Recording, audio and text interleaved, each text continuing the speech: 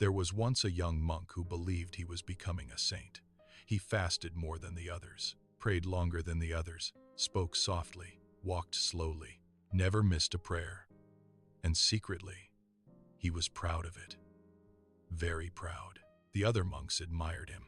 Some even whispered, "He will become a great holy man one day." And every compliment fed the fire growing inside his heart. But there was one old monk in the monastery who never praised him. Not once. The old monk simply watched quietly. One freezing winter morning, the young monk was praying alone in the chapel before sunrise. Candles flickered in the darkness. Snow tapped softly against the windows. And while kneeling there, he suddenly heard a voice in his heart. "You are holier than the others." The young monk felt warmth spread through him. "You have sacrificed more. You pray better. You are closer to God."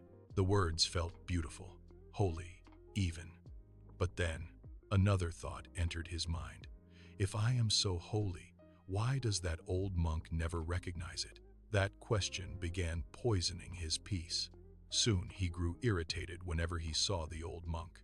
Every correction felt insulting. Every silence felt offensive. And the pride inside him slowly became anger. Finally, one day, he confronted the old monk. "Why do you never acknowledge my devotion?" he demanded.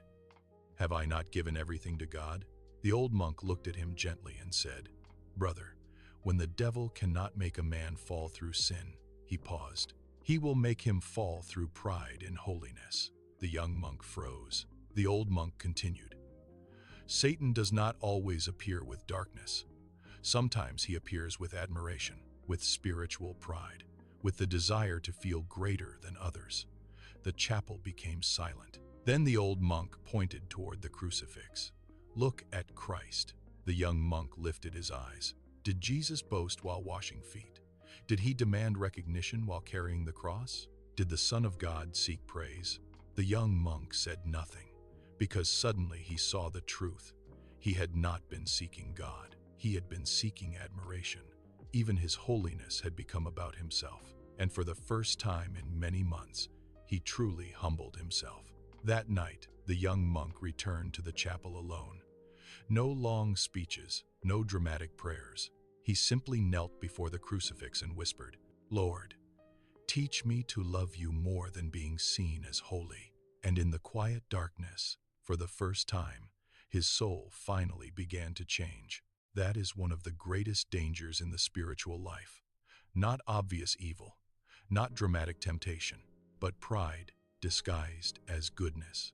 The desire to appear holy instead of becoming holy. Because real saints do not spend their lives proving their greatness.